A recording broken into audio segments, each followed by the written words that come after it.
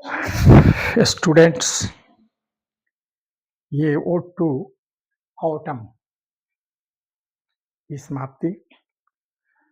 मैंने उसको 3 स्टंजा में तीनों को मैंने समझाया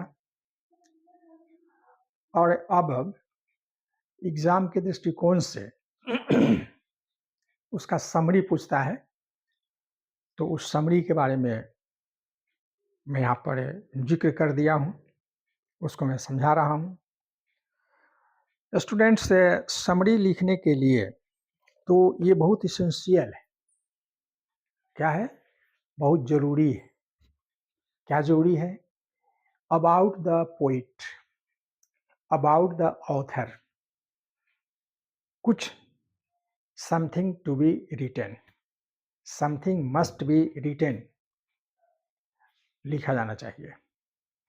मसलन अभी यहाँ पर जो कवि जॉन कीट्स है, वह जॉन कीट्स किस तरह का कवि है भाई? तो ये रोमांटिक पोएट है। हालांकि इनकी कविता में रोमांटिक और क्लासिक दोनों का ब्लेंड माने मिश्रण पाया जाता है। क्लासिकल और रोमांटिक, क्लासिक और रोमांटिक ट्रेट, लक्षण इनकी कविता में पाया जाता है। वैसे लाइफ के प्रति तो इनका निगेटिव एटीट्यूड हो गया था, बिल्कुल अप्रोच था इनका लाइफ के प्रति निगेटिव। कारण थे टीबी से ग्रसित, भाई एक्सपायर कर गया टीबी से, और पत्नी का भी जो रूख था, पत्नी का जो बिहेव था, वह भी क्या था, तो भाई डिसलॉयल था। इनकी पत्नी लॉयल नहीं थी, तो वह जो है इंग्लैंड में जाती थी। इंग्लैंड के बड़े बड़े ये जहाँ पर बड़ी बड़ी पार्टी हुआ करती थी, उसमें जा करके और बड़े बड़े लोगों के साथ ये डांस करती थी। ये किड्स उसको बर्दाश्त नहीं कर सके थे। तो ये सब कारण से क्या हो गया था, उनका लाइफ के प्रति निगेटिव अप्रोच हो गया था। उन्होंने ओड टू नाइटिंगेल कविता में तो इतना ज़्यादा अप्रोच दिखलाया है, लाइफ के प्रति निगेटिव अप्रोच। मैं आपको 2 लाइन बता रहा हूँ। The weariness, the fever and the freight, here where men sit and hear each other groan। सब जो है सो क्या होता है, यहाँ पर लोग बैठता है और सब एक दूसरे की तकलीफ को सुनता है। यहाँ पर क्या है, वेरीनेस है, थकावट है, फीवर है, सबको बुखार लगा हुआ है और सब जो है सो ट्रबल में घिरा हुआ है। Where palsy shakes few and last grey hairs, at last क्या होता है, बाल जो है वह ग्रे हो जाता है। Youth grows pale and spectre thin and dies, youth grow pale, नौजवान जो है क्या हो जाता है, पीला हो जाता है, मतलब उसको टीबी हो जाता है। एंड स्पेक्टर थीन, और बिल्कुल शरीर एकदम दुबला पतला भूत के जैसा हो जाता है। एंड डाइज, अंत में क्या हो जाता है, मर जाता है। ब्यूटी के बारे में उन्होंने कहा कि beauty can not keep her lustrous eyes, ये भी क्या करता है कि ब्यूटी जो है अपनी चमक कुछ दिनों के बाद खो देता है। तो these are the negative aspect, negative approach towards life. जीवन के प्रति इनका कितना नजरिया निगेटिव हो गया था। लेकिन बड़ी खुशी की बात है कि ये जो कविता है ओड टू ऑटम, उसमें निगेटिविटी नहीं है, निगेटिव अप्रोच नहीं है। ये तो बड़ा उत्साहित है, फुल ऑफ एनर्जी। और उन्होंने क्या किया कि स्प्रिंग सीजन से तुलना कर दिया है, स्प्रिंग सीजन से ज़्यादा आगे बता दिया है। तो that's the symbol of excitement, that is the symbol of energetic people, energetic poet. तो ये रोमांटिक है, ये क्लासिकल है, दोनों का ब्लेंड इनमें पाया जाता है। तो ये जो पैराग्राफ है फर्स्ट यहाँ पर है, इसको one of the greatest romantic poets of England, और जितने भी रोमांटिक पोइट थे उसमें सबसे बाद में इनका जन्म हुआ था और सबसे पहले मरे थे, इसलिए इनको कहा जाता है first to die and last to born. और उनके हिसाब से क्या है, a thing of beauty is joy for ever and beauty is truth, truth beauty. In the present poem the poet describes the beauty and spirit of autumn, सुंदरता के बारे में और ऑटम सीजन का स्पिरिट क्या है, उसकी आत्मा कहाँ पर है, इसके बारे में इन्होंने वर्णन किया है। Showing the principle of beauty in nature, principle of beauty in nature, प्रकृति में सुंदरता का क्या सिद्धांत है ना। इनका अपना भी सिद्धांत था कि beauty is only to see, not to touch. Beauty can not be dissected, इसको डिसेक्ट नहीं करना है।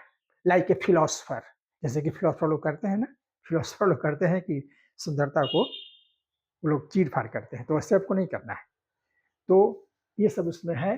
The poem is described in 3 stanzas, और ये जो कविता है ना ये 3 स्टैंजा में है। तो फर्स्ट स्टैंजा में क्या है, in the first stanza there are descriptions about the abundance of flower, fruit and honey. इस सीजन में फ्लावर, फ्रूट, हनी बहुत ज्यादा पाया जाता है। ऑटम सीजन को कहा जाता है mist, season of mist and season of mist and मिलो फ्रूटफुलनेस कहा जाता है। और ये काम कौन करता है भाई, ये जो इतना फल, इतना फूल आ जाता है, ये कहाँ से आ जाता है। तो for that the maturing sun is the close bosom friend of autumn. इस काम के लिए जो एबंडेंस ऑफ फ्रूट हो जाता है, एबंडेंस ऑफ फ्लावर हो जाता है, तो for that abundance of fruit flower, who is responsible? So the poet wants to say that autumn has a very close bosom friend, that is maturing sun. due to the Due to the heat of the sun, the flower, the fruit gets ripe, पक जाता है, गर्मी से पक जाता है, सूरज की गर्मी मिलती है। तो ये जो है maturing sun is the close bosom friend of autumn. The sun helps autumn, and the result is that there are abundance of fruit and flower. The sun helps to autumn, and the result is that क्या हो जाता है कि there is abundance of fruit, flower, honey. जो last में जो फल लगता है ना, जो फल, जो फूल लास्ट में आता है ना, वह फूल क्या हो जाता है, वह रह जाता है हनी बनाने के लिए।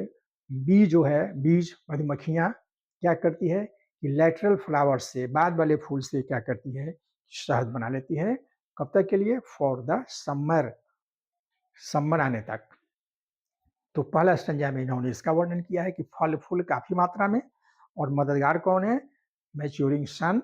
वही क्या करता है, अपनी गर्मी से फल को पका देता है और बहुत सा फल हो जाता है, सेब हो जाता है, अंगूर हो जाता है, ये लौकी, कद्दू जितना सब है, सब ये पकने लगता है, सब ये काफी मात्रा में पक जाता है।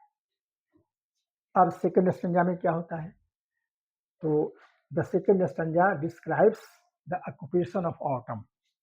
ऑटम का क्या क्या पेशा है। तो ऑटम जो है, ऑटम इज पर्सनिफाइड। ऑटम का यहाँ पर पर्सनिफिकेशन हो रहा है। पर्सनिफिकेशन शब्द की चर्चा मैंने आपको बतलाया था फिगर ऑफ स्पीच में, ये पर्सनिफिकेशन क्या होता है। तो पर्सनिफिकेशन क्या होता है कि इसमें एब्स्ट्रैक्ट आइडिया को ह्यूमन बीइंग से कंपेयर किया जाता है। सिमिली में क्या होता है, कंपेयर होता है, मेटाफर में कंपेयर होता है, तो पर्सनिफिकेशन में भी कंपेयर होता है। दो चीज है यहाँ पर, क्या है, एब्स्ट्रैक्ट है। एब्स्ट्रैक्ट नाउन, कड़ी कड़ी ग्रामर में आप समझे होंगे, ग्रामर में मैंने बताया है नाउन का भेद, एब्स्ट्रैक्ट नाउन। तो एब्स्ट्रैक्ट है, और उसकी तुलना जब करते हैं मानव से, लगता है कि वो आदमी है ना, O death thou art not so mighty, भाई ये क्या है, पर्सिफिकेशन है। डेथ की तुलना की गई है, लगता है कि डेथ कोई आदमी कहता है कि O death you are not so mighty. तो ये पर्सिफिकेशन हो गया। तो यहाँ पर ऑटम सीजन का पर्सिफिकेशन हुआ है, कैसे कैसे रूप में हुआ है, एज ए विनोवर, ओसाने वाला, अनाज को ओसाने वाला। जब अनाज जब थ्रेसिंग हो जाता है तो उसको ओसाया जाता है ना, पिटने ओसाया जाता है, तो उसको विनोइंग कहते हैं, विनोइंग, अनाज को ओसाना। एज ए ग्लीनर, उसको बटोरने वाला। एंड ए साइडर प्रेशर, और जो सेव से जो रस निकाला जाता है, सेव को दबा करके जो रस निकलता है, उस रूप में उसका चित्रण किया गया है। All these functions, winnowing, reaping, gleaning, and cider pressing, ये belong to autumn and are supposed to be done by women.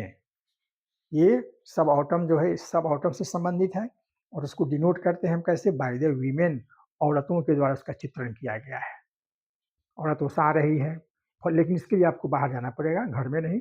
आप जाइए खेत खलिहान में, देखिए औरत लोग उसा रही हैं, उनके बाल जो है सो फहरा रहे हैं, वह क्लीन कर रही है, बटोर रही है और केयरलेसली स्लीप सो गई है, सो गई हुई है। तो ये सब लगता है कि औरत है।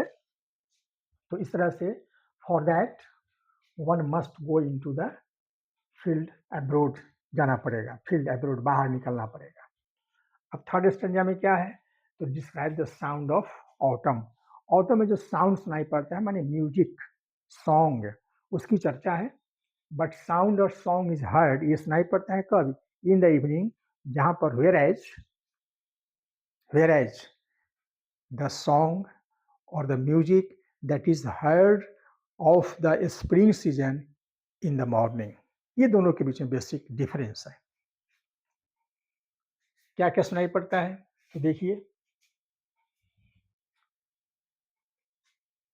The melancholy of smell night, small night, जानवर है, छोटा छोटा कीड़ा मकोड़ा है, झिंगुर कह सकते हैं, उसकी जो आवाज़ सुनाई पड़ती है वह क्या है, दुखद आवाज़ है, माने वो हवा से उड़ जाता है, फिर हवा उसको नीचे लाता है, तैरने लगता है हवा में, या आवाज़ उसका कम आएगा ज़्यादा आएगा, यानी वो मेलनकोली होता है, बहुत सा ग्रुप में रहता है, सब रोता है, इसे उसको कहते हैं मेलनकोली सॉन्ग।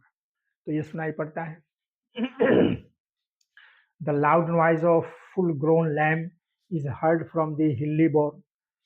अब मेमना की आवाज़ सुनाई पड़ती है कहाँ से, हिली बोर्न, पहाड़ी ऊंचे है ना, ऊंचे स्थान से वहाँ पर मेमना चढ़ते रहता है और उस वहाँ से मिमी आता है, जब शाम होती है तो मिमी आता है, अपने मालिक को जब वो बुलाता है तो वह एक गाना के रूप में सुनाई पड़ता है, फ्रॉम ए हिली बोर्ड। हाँ, अभी एक बात मुझको याद पड़ गया, मैंने उसमें लिख दिया था लिली बोर्ड, लिली नहीं होगा, हिली होगा, इसके लिए मैं सॉरी हूँ। तो लिली नहीं होकर के हिली होगा, तो लिली, ये हिली बोर्ड से सुनाई पड़ता है। The music of his cricket का भी आवाज सुनाई पड़ता है। The whistles of the red breast चिड़िया का नाम है, उसका भी आवाज सुनाई पड़ता है, heard from the garden croft, जो गार्डन क्रॉफ्ट का मतलब हो गया कि बगीचा के लिए जो जमीन छोड़ा हुआ है वहां पर ये चिड़िया बैठी रहती है, तो वहां से सुनाई पड़ता है। And also the twittering of the swallow, और गौरैया चिड़िया जो होती है हिंदुस्तान में, उसी टाइप की चिड़िया वहां भी होती है, तो उसकी आवाज सुनाई पड़ती है। Twittering of the swallows is heard, चहचहाट, ट्विटर करता है, चहचहाती है, तो वह भी सुनाई पड़ता है। In this way autumn has also songs of spring, इस प्रकार से ऑटम सीजन के पास भी स्प्रिंग सीजन के जैसा गाना है। तो कहने का ये मतलब हो गया कि हमारा जो स्प्रिंग सीजन है वह किसी भी मायने में नहीं, स्प्रिंग सीजन नहीं, ऑटम सीजन स्प्रिंग सीजन से कम नहीं है, किसी भी मामले में कम नहीं है, उससे बढ़ के ज़्यादा अच्छा है। तो लगता है कि किड्स जो है इस चीज़ को अपनी पूरी ताकत से, पूरी एनर्जी से, पूरे उत्साह से इन्होंने इस कविता को लिखा है, निगेटिव अप्रोच होते हुए भी इसको पॉजिटिव बनाया है। तो ये जैसे ये माने प्रेजवर्दी, ये इनका काम हुआ, प्रशंसा के लायक इनका काम हुआ। इसलिए यह जो कविता है ओ टू ऑटम, ये बहुत अच्छी कविता है और ये इंटरेस्टिंग है। तो इस प्रकार से इसका सारांश हो गया। अब मैं आपको दूसरी कविता इसके बाद जो है एन एपिटैफ, इसके नेक्स्ट वीडियो में मैं उसको डालूंगा, एन एपिटैफ। तब तक के लिए हम इस वीडियो से अब जुदा होते हैं, फिर हम मिलेंगे नए वीडियो के साथ। तब तक के लिए जय हिंद, जय भारत।